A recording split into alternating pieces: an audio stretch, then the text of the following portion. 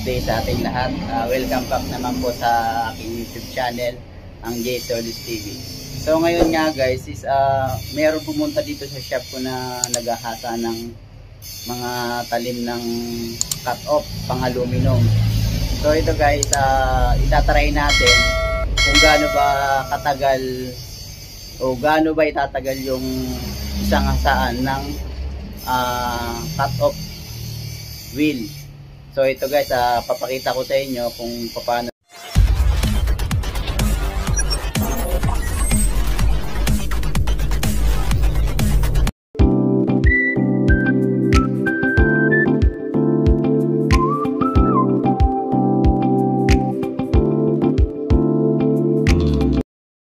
Niya hinahasa yung cut-off wheel natin pang aluminum.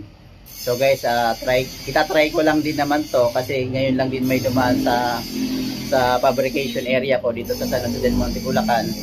So ito pala guys na naghahasa ito is may YouTube channel din siya guys, kaya pwede nyo rin po siyang kontakin through YouTube channel niya, at ipa-flash ko po dito sa baba ang kanyang YouTube channel at ang contact information. So guys, malupit tong naghahasa na to dahil gala to. Ang kanyang YouTube channel ay naghahasang gala. So guys, tara tingnan natin kung paano niya hasain yung cut-off wheel ng aking cut-off machine. Yun nga guys, ito papakita na natin si naghahasang gala. So interviewin natin siya guys kung gaano ba kahit atagal yung hasa niya. So ito, napadaan lang to sa shop ko guys. So ito. Hi sir, hello ka naman sir sa aking channel sir, J Solis TV. So guys, interview natin si sir at bibidyoan natin siya kung gaano ba itatagal tong hinasa niya sa akin na cut-off wheel. So tara guys. Sir, ano pa pangalan mo sir? Ibig mahalin mo. Meron ka rin bang YouTube channel sir para ma-visit Ano po? Naghahasang gala. Naghahasang gala. Si totoo nga yung narinig ko kanina, naghahasang gala. So ito guys, napadaan lang po dito sa fabrication ko dito sa San Jose del Monte, Bulacan. So may ginagawa ako doon na aluminum. Ito guys Ito kasing itong kinakating ko is makapal DMX brand. So yan yung cut off machine ko guys, ito. So ayan na siya. So guys, buti na lang dumaan si dito, si naghahasang gala. So bala ko na sanang bumili ng cut off wheel, kaya lang buti na lang dumaan si sir. So eto guys, ipapakita ko sa inyo kung paano niya inahasa yung cut-off wheel. So ayan guys, yan yung machine niya. Kung mapapansin nyo, obvious na naghahasang gala to dahil tingnan nyo naman. Yung kanyang machine is nakatali dito sa kanyang motor. Nilagyan niya ng goma, sinali niya dyan. Ayan yung motor niya guys Tapos may mga paninda pa siya rito So guys, ito yung paano niya inahasa.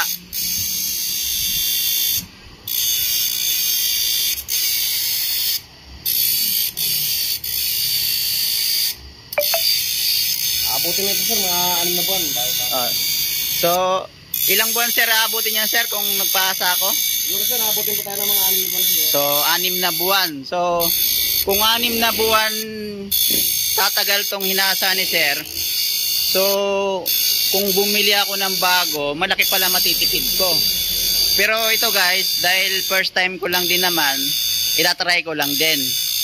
So ang isa kasi nito, magkano ba sir ang isang ganyan sir? Sa 3.5 po sir yung makita po. 3.5 yung makita.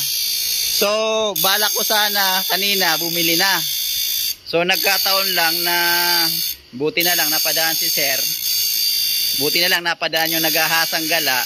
So ito nga guys pinapahasa ko na. So magkano naman pala sir ang hasa niyan? 250 lang po sir. So napakamura, 250 lang. Compare naman sa 3.5. Tapos 6 months kung magagamit. So tingnan natin guys, mukhang nakatipid ako dito ah. Yan guys, tingnan nyo.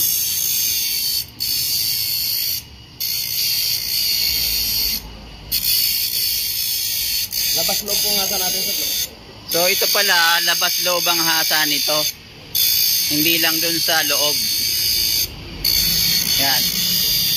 Ngayon, sa labas na yung hasa niya. Kanina, Para tanggal po sa yung loob. pagka nakasapi na. so mukhang matibay nga to ah. Mukhang tatagal pa to ah. So guys, ang mga meron lumang ganto, pwede nyo pong kontakin si Nagahasang Gala. Ilalagay ko sa description sa ibaba ng aking YouTube channel ang kanyang contact information. At pwede nyo po sila guys i-visit sa kanyang YouTube channel para makontak nyo po sila.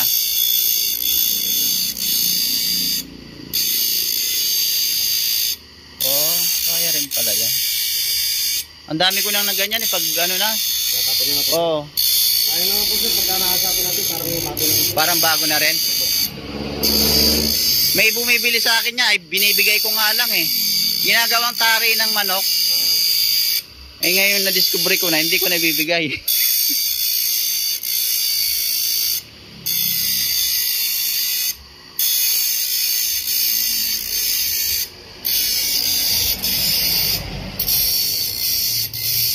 Anong lugar sir na narating mo sir? Bicol po, saka Mindoro po. O Bicol, Mindoro. Saka Lawag po. Lawag, ang lalayo rin pala. So guys, ito. Subscribe nyo na si Sir. Tapos mag-update siya sa kanyang YouTube channel kung nasaan siyang lugar. Pwede nyo na po siyang kontakin. Halimbawa, nasa Bicol siya at marami kayo dyan na lumang ganto na nakatabi lang at pwede pala na natin magamit. Yan po. Kontakin nyo lang si Sir. Yung Nagahasang Gala. So guys, ito na, pakita natin. Tapos mamaya guys, iti-testing natin kung talagang matalim. Kasi napansin ko dun sa cutter ko, ang dami ng ribaba. So mamaya, malalaman natin, papakita ko sa inyo. Ano guys, tapos na guys. O tapos na, ang bilis ah. Wala pang ilang minuto yun sir? Saglit lang po sir. Wala pang 5 minutes na. Ang bilis lang pala. Ang bilis lang ng 250.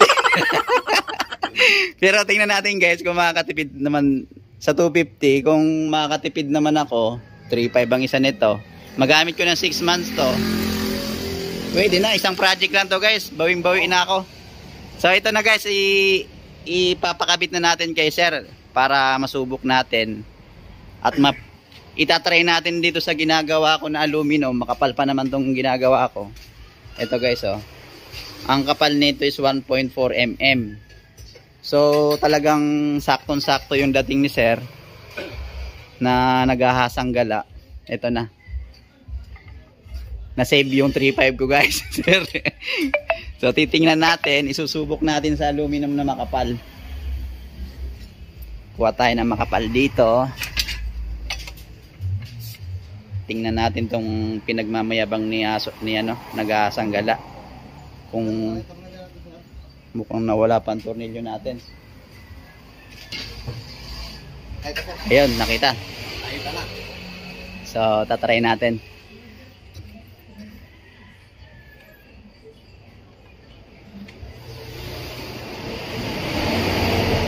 Sayang kung sa bagay, kontakin na lang ulit kita sir pag nandito ka pa sa Bulacan area. May dalawa pa ako ipapahasa eh.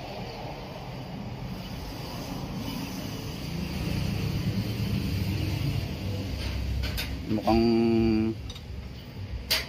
makikita na natin kung talagang ano.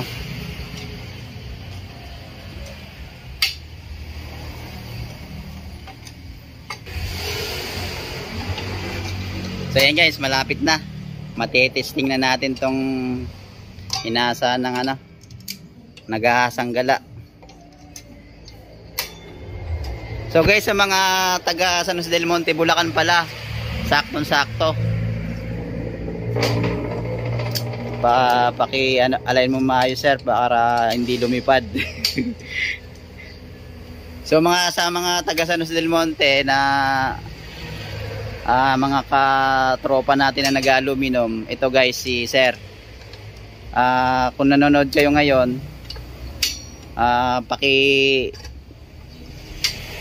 message lang at ibibigay ko yung contact number niya para matesting nyo rin.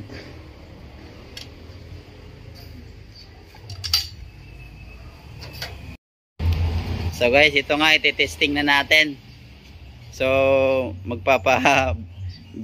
video muna tayo kay sir. So ito guys, i-testingin na natin yung Hasa ni nag-aasang gala. Yung hasa ng... So guys, ito i-testing na natin yung hasa ng nag-ahasang gala, kung talagang pwede bang i-recommenda. So ito kakatingin natin guys is makapal to, 1.4 mm ang kapal nyan. So tetestingin natin kung walang ribaba. Kasi kanina yung mga tinabas ko kanina, may mga ribaba na siya, ibig sabihin mapurol na yung cutter ko. Titingnan natin ngayon. Uy, hindi pa nakasaksak.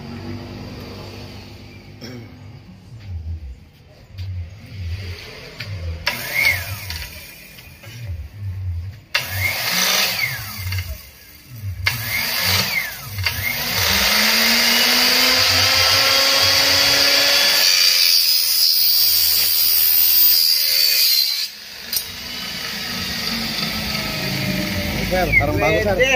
Parang bago siya sir. Parang bago Ayan guys, malinis na malinis po. ito yung putol ng bagong hasa. Tingnan nyo guys yung mga pinutol ko dito kanina. Ayan may mga ribaba siya dito. Ibig sabihin, pag yung cutting machine nyo pala, nakita nyo na ganyan na may mga ribaba na siya, isang palatandaan na yun na mapurol na yung inyong cutter. So ito guys, makakatipid pala tayo dito.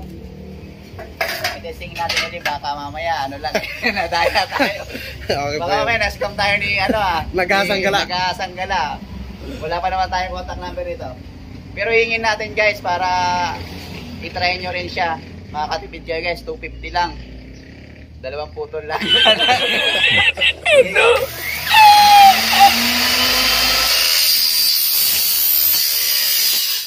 Okay tayo mga kasama, talagang parang bagong-bago siya. Parang bago talaga.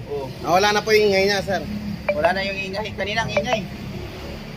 Napakinis po, napakinis. Madalas pa naman ako mag-overtime dito. So ito guys, gumagana pa ba? Oo, okay. So ang galing So alam na guys, kailangan na natin magbayad 250. Paano masabi? Guys, ay ilalagay ko pala yung contact number ni nag-ahasang gala para kasi ngayon guys nasa San Jose del Monte, Bulacan siya. I-upload ko agad to guys para makontak nyo agad sila. Ito sayang ang nyo 3.5. So guys, thank you for watching. Kung gusto nyo pala guys ang gantong video, paki-like na rin, paki-subscribe at pahit na rin ang notification bell para once na may upload tayo na bago na katulad nito na makakatulong sa ating mga nag-aluminum. Tsaka guys, paki-subscribe na rin ang nag-ahasang gala. Ito guys is gala talaga to. Opo. So guys, thank you.